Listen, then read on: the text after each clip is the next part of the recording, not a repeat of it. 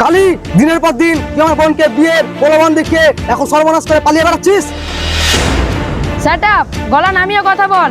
তুই হয়তো জানিস না আমি গলা উঁচু করে কথা বলা একদম পছন্দ করি না। তোর বোনের গর্ভের যে সন্তান এসেছে তার আসল জন্মদাতা আমি নই। কথা যখন উঠে গেছে তোকে কিছু টাকা দিয়ে দিচ্ছি, তোর বোনকে বলবি ওই সন্তান নষ্ট করে দিতে। কালি, মুখ সামলে কথা বলবি। আমার বোনের গর্ভের সন্তান কোনো অবৈধ নয়, আর আমি থাকতে আমার বোনের গর্ভের সন্তান কোনোদিনও নষ্ট হতে দিব না। আমার বোনের সব সর্বনাশ করে আর তুই অস্বীকার করছিস। ওইসব ভালোবাসা রাতের অন্ধকারে অনেকের সঙ্গে হয়, কিন্তু তাই বলে কি দিনের আলোয় ওইসব ভালোবাসা মেনে নিয়ে যায়? অত বড় বোকা আমি নই। যদি ওই সন্তানকে না মারতে চাস তাহলে তোকে মরতে হবে।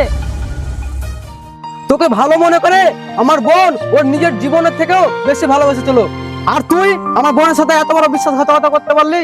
শয়তান, আজ তোকে আমি পুলিশে দিব। সেই সুযোগ তো তোকে আমি দেব না। এই ধর ওকে।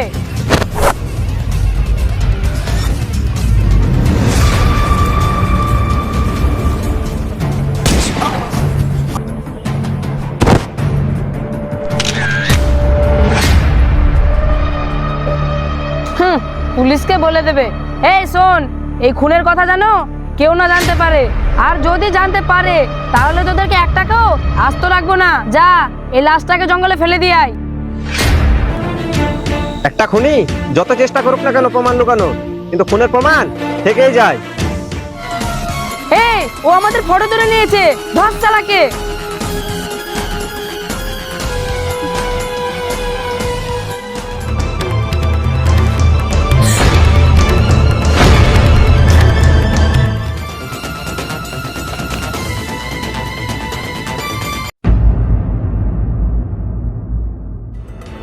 ইওর অনার, কাঠগড়ায় দাঁড়িয়ে থাকা আসামি কালী মাস্তান রায়তলা থানার একটি নিষ্পাপ যুবতীকে তার প্রেমের জালে জড়ায়।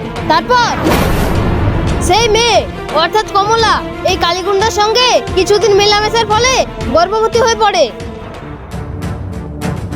এরপর যখন কমলার ভাই তার বোনের সন্তানের স্বীকৃতি চাইতে যায়, তখন এই কালীগুন্ডা তার ভাইকে নৃশংসভাবে হত্যা করে। আচ্ছা, এই অভিযুক্ত ব্যক্তির নামে আপনার কাছে কি কোনো উপযুক্ত প্রমাণ আছে? হ্যাঁ আছে মাই লর্ড। এই মামলার অন্যতম সাক্ষী জুয়েলকে আমি কাঠগড়ায় আসার জন্য অনুমতি চাইছি। Thank you my Lord.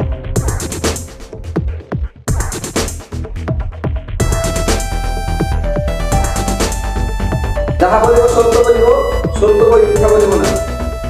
My lord, এই জুয়েল সেদিন জঙ্গলে কমলার ভাইকে নিজের চোখে খুন হতে দেখে।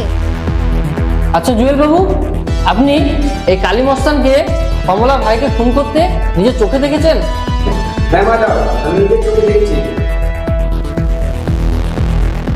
তো আপনি সেদিন ওই জঙ্গলে কি করতে গিয়েছিলেন? হ্যাঁ ম্যাডাম, আমি সেদিন জঙ্গলে ফটো শুট করতে গেছিলাম, কিন্তু দুর্ভাগ্যবশত এই শয়তানটা খুন করার ফটো সবার ক্যামেরায় ক্যাপচার হয়ে যায়। মাই লর্ড, আপনি ফোনের ছবিগুলো দেখলে বুঝতে পারবেন যে আসল অপরাধী কে।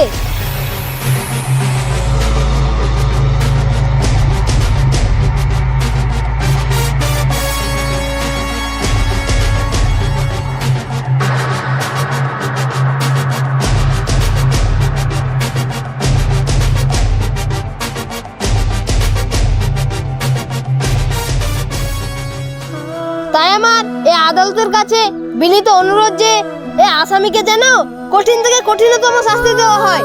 That's all your honour.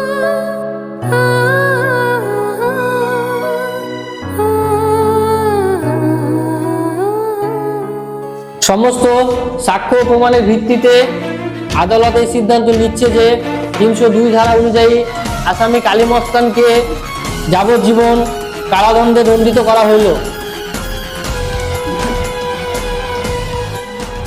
না মাই লর্ড, না, আমাকে ক্ষমা করে দে, আমাকে ক্ষমা করে দেন মাই লর্ড।